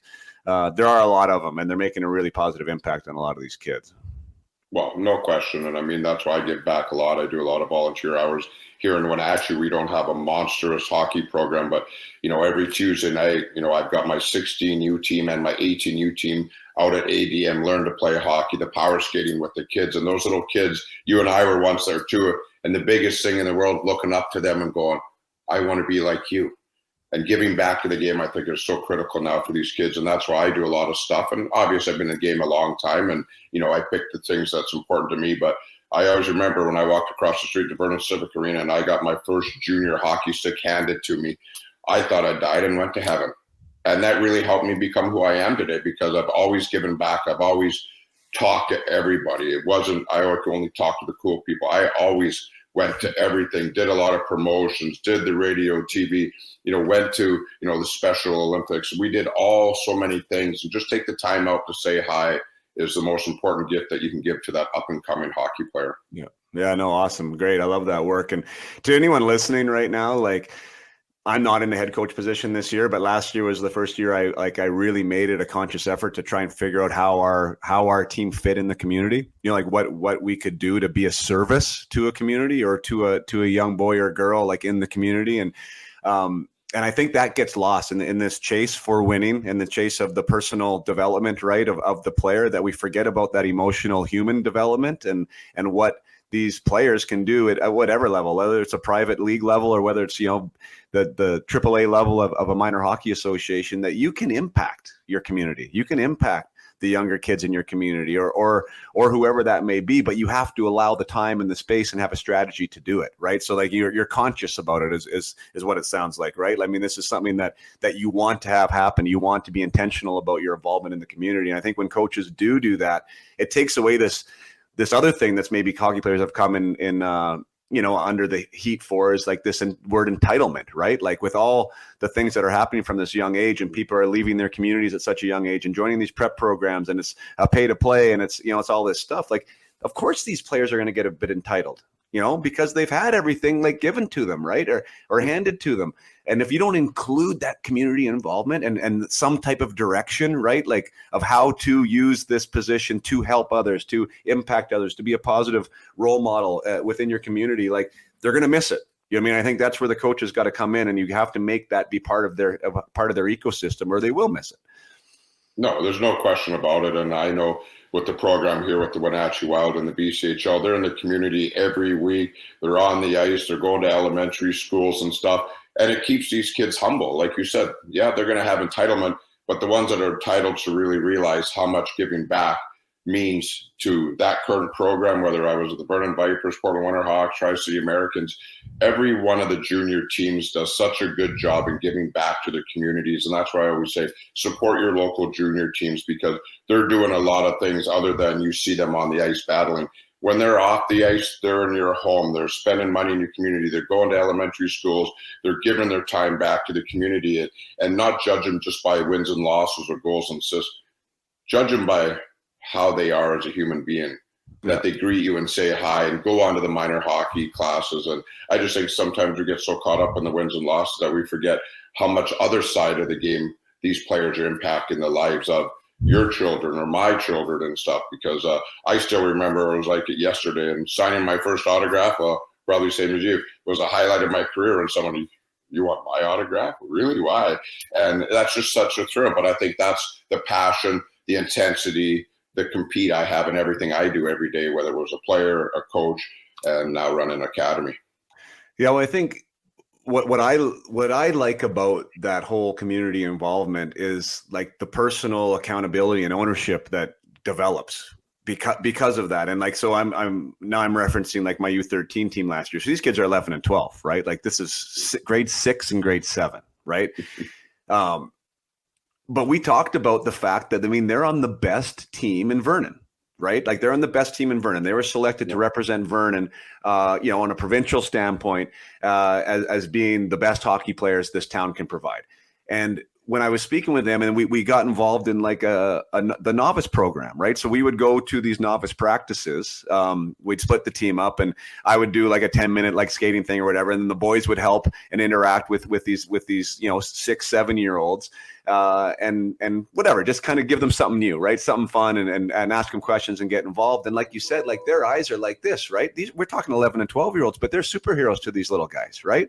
And so that experience for them like made them understand in a small way that they're accountable not just to themselves, but to somebody else, right? That their impact matters. How they show up matters, right? You can positively influence somebody's life, even though you're only 12 years old, right? So like now their behaviors and their actions, hopefully they start choosing things a little bit differently. Like how do they react at school? How do they react with their classmates? How do they react with the younger kids at their school, right? Because they've had that exposure. So I love that personal kind of ownership and empowerment, that it makes them think outside of themselves a little bit, from a younger age, and that you can positively have this type of an impact. And I think the more we introduce that as coaches, and as parents, obviously the parents listening, like that is the beauty of, and that's one of the things I love about community hockey too, is because you have that ability in your community, within your community, right? To be able to do that.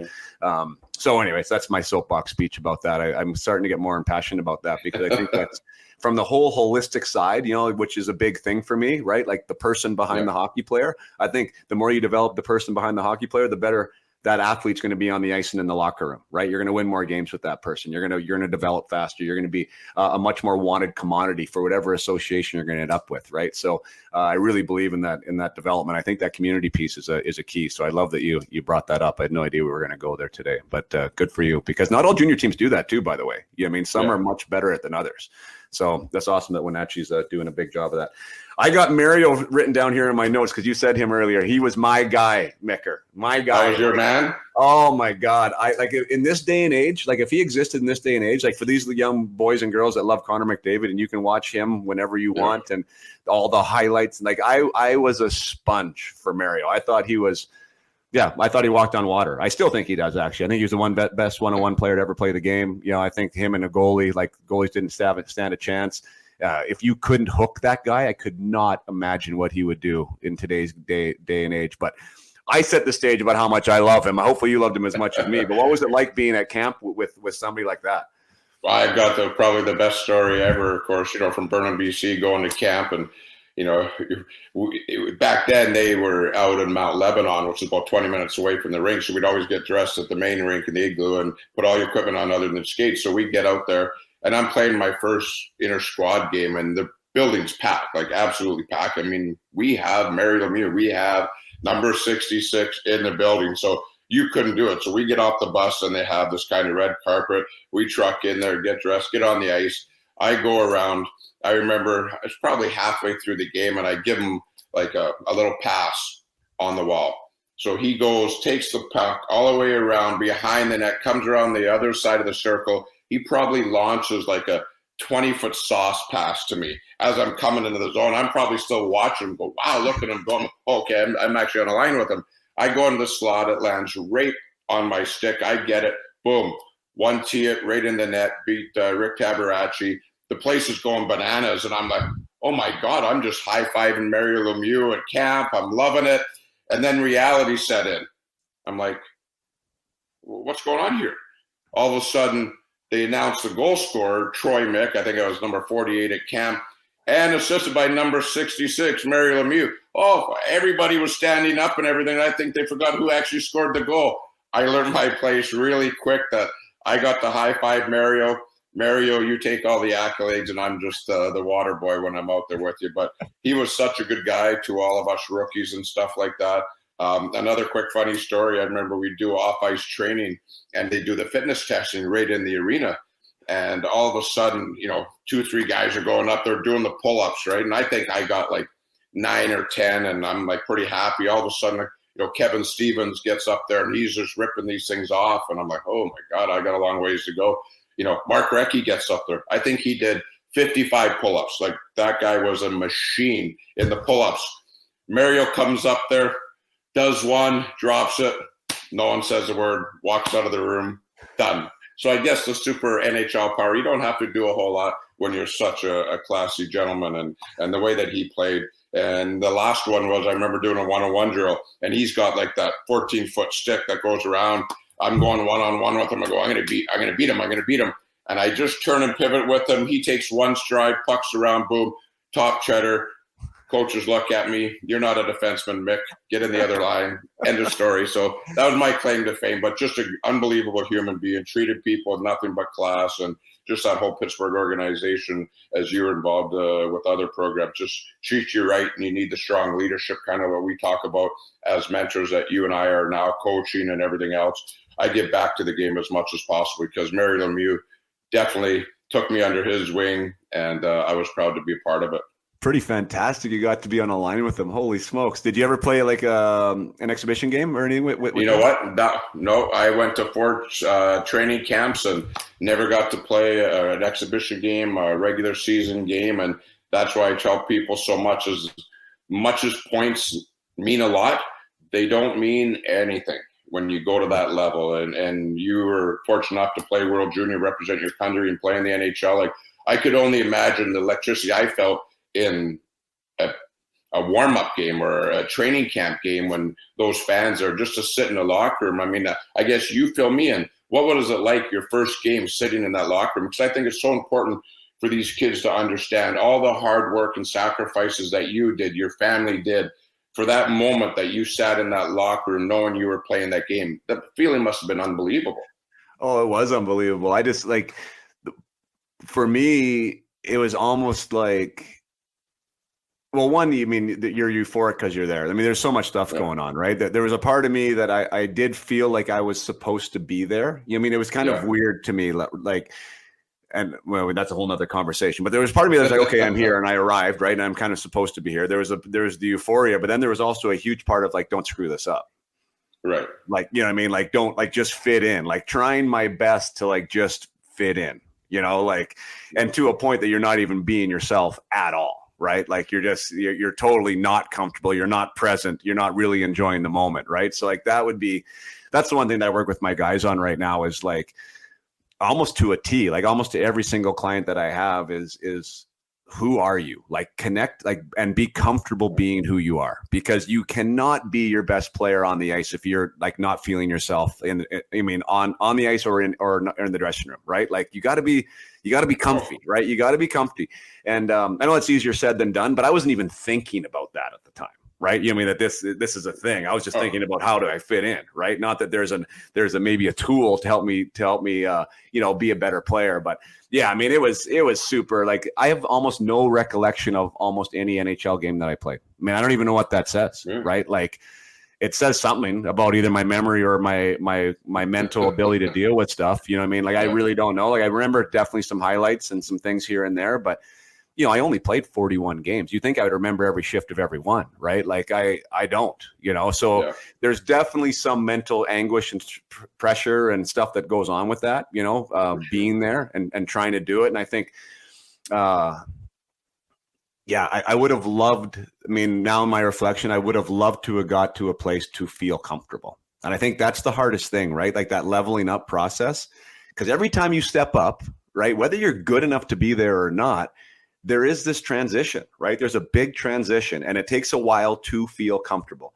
And the more you can minimize that gap, right? That comfortability gap, the better chance you have to stay. Right. And I think that was where I was I never got to the spot where I was like, I'm one of the boys, you know, I deserve to be here. I know I'm going to be in the lineup the next night. You know, I never got to that spot. And it hurt me. You know, I mean, getting traded and trading teams never helped either. Right. Like the one thing I do remember, Mick, was when I got traded to Toronto. That was halfway through my rookie season. I'd played, I think, 19 games with Florida already at the time. So I had scored my NHL goal, and you know, so things were kind of happening, and I was playing good. I mean, there was nothing really wrong with how I was playing, but they sent me down just before the deadline, and then I got traded at the deadline to Toronto. So I went to Toronto, and I didn't know. Like I'd gone to camp with those guys in Florida for like 4 years, right? 3 years. Yeah. So I knew Beezer and I knew Scott Mellenby and I knew all those guys there, right? So it was somewhat comfortable. Being in that locker room was okay, actually. So I should digress in that part of the story, because in Florida, I did feel relatively comfortable, and they put me in a pretty good spot there. I knew I was going to be fourth line, third line. They didn't have me on the power play, but that was all part of the plan. You know what I mean? It wasn't like I was being shamed. It was like, this is good. Like you're growing within this organization. But then when I got traded to Toronto, I didn't know anyone. Right, like Wendell Clark, Scott, Curtis Joseph, you know, like names like Matt Sundin, Ty Domi, like, you know, all these guys that I only knew of as posters on my wall, or you know, or players, like whatever. And now I'm a 20-year-old kid walking in there. They just got traded for their assistant captain in Kirk Muller, straight up, you know, and trying to deal with that in that Toronto market. Like I think I did okay on the ice, but like not comfortable at all in the locker room, like at all, right, like at all. Didn't know anyone, didn't know how to fit in, and maybe that's part of why I'm so passionate about speaking about the person behind the player, because, you know, I mean, I was a good hockey player, but I had a hard time figuring out who the person was, right? And when those don't connect, you're not going to be a great hockey player. So anyway. You're battling each other, right? You battle internally, right?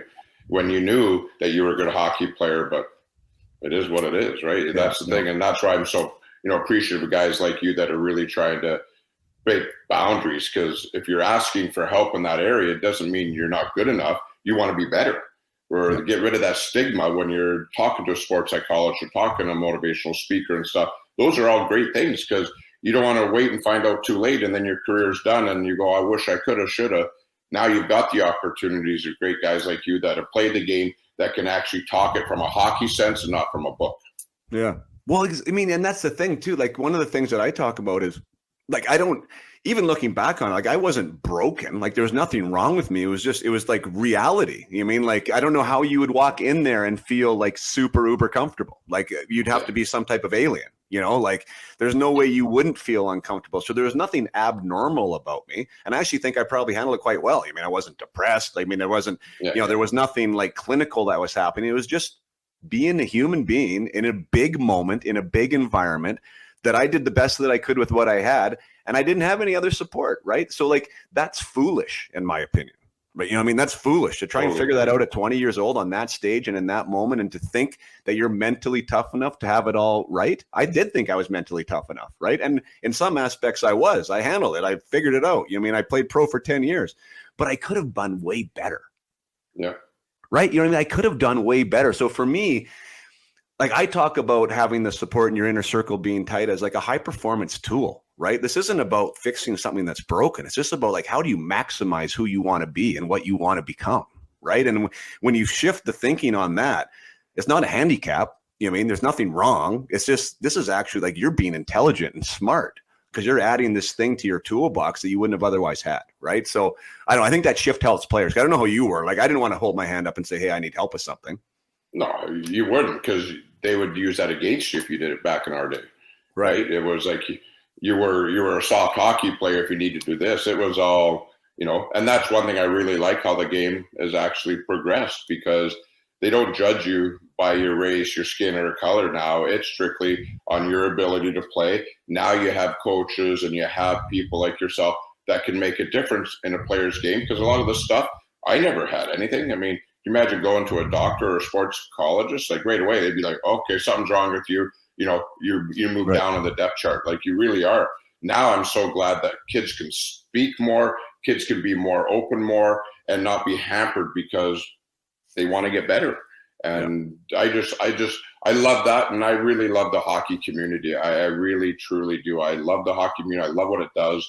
And this is a prime example. Like I get goosebumps just hearing you sitting in an NHL dressing room and the stuff that you went to, and I'm 53 and I can't even play NHL on Xbox anymore. So you know what? It is, I get to be an impact every day in these kids' lives, and that really is what motivates me nowadays. Oh, that's awesome. Well, I'm thankful you do what you do, and I'm hopefully enough people recognize that as such too, and you get the good. Sometimes in the with the cards that you're holding, you hear sometimes more of the negative than you should. So I know that you've probably made a big impact in a lot of people's lives, and you've heard that. Maybe that's a good segue to finish. We're at almost 90 minutes, and it's amazing how I always tell my guests, we'll be about an hour, and I don't know if I've ever gone just an hour. So thanks for being patient. And I know we could probably continue this for a long time, so maybe we'll have to do part 2. But Troy, I really enjoyed the conversation. I think. Well, hopefully our discussion made some people think about some things. I mean, that's always the idea. It's not like we're trying to provide 100% absolute answers, but, I think the more we can have some good discussions about where the game could go, or, different ideas about the game and different approaches to development, that maybe it allows people to think of it a little bit differently and step outside of their comfort zone a little bit. So appreciate for all your insights and thoughts on that today. No, thank you very much. Like you said, real life is the best way to get better every day. And we've all experienced it, and all your guests experience it. And hopefully somebody can take any bits and pieces to make them better. And you know what? Then we've done our job. We've given back to the community. Awesome. Thanks, yeah. Well, until next time, Troy, I know we'll continue this conversation offline here, but we'll sign off. And thanks for everyone who's listening today. Troy Mick, Wenatchee Wild Director of Hockey, and former coach of BCHL and WHL teams. And who knows where you'll end up one day. But thanks for joining us today. Thanks, my friend. All the best to you and your family. Cheers. Thank you so much for sticking around to the end of the conversation with Troy Mick. I know for me it was not hard at all to have a 90-minute conversation. Like I said at the end there with Troy, like I felt like we could totally have gone another 90 minutes easy. And if you throw a beer or two in there, I'm sure we could have gone for 90 more after that. Great to catch up. Troy and I have known each other for quite some time, but never have really sat down and had a discussion like that at all. We just knew each other's names and knew each other's careers a little bit. So great to catch up with him and see what he's doing, and to hear his perspective on player development, on the state of the game in general, and what he finds important. And I hope that you found some nuggets there as well as I did. As I said earlier at the intro, this is going to be a regular allotment. I might even be getting into some solo podcasts. That's something that has been coming on my radar, as something that has been requested, and maybe something that I should be doing. Kind of my thoughts on the game in general, maybe different examples of things that have come up in the hockey world, and what my opinion is on them. So I'm not quite brave enough to go there yet. I'm not sure if that's something that I want to do. It definitely wouldn't be super long-winded like the hour or the hour and a half episodes here with the local guests, but maybe something shorter term, and we'll get out during the week. So I don't know if you're still listening now, if this is something that you think would be interesting, that you would like to hear my take on some current hot topic issues, or even if this was something that you would be sending in questions for me to handle, questions about player development or mental aspects of the game, or approach to coaching, potentially even how to parent hockey players, how to help in that regard. That would be something that I would entertain, for sure. If there was a demand for it, and if it would be something that you guys would find interest in, I would definitely do it. That is what this program is all about. So maybe I'll mention that on another podcast here if that is something you want to hear. But like I said, if you are around, and if there's something of interest, by all means send me a DM on Instagram, or go to my contact page on at upmyhockey.com. Also Facebook on Messenger is a great way to get a hold of me, and say, it'd be a great idea, and maybe ask a question that you'd want me to have answered there as part of an additional podcast episode.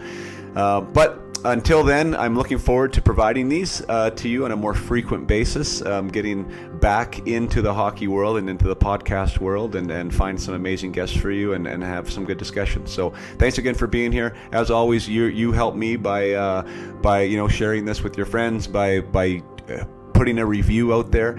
I looked on iTunes the other day. There's still only like 50 reviews. It's crazy to me how many people of you listen, and I get to see the download results, and how few of you take the little bit of time it does to put a 5-star on there and to say, I enjoy what's going on. So there's my challenge. If you're one of those people that listens on iTunes, and you have an iPhone, and you have not yet subscribed, or you have not yet written a review, please do. That totally helps with the algorithms and the distribution, and keeps it current and top of the search list. So thanks again to all of you for being here. Until next time, play hard. Keep your head up.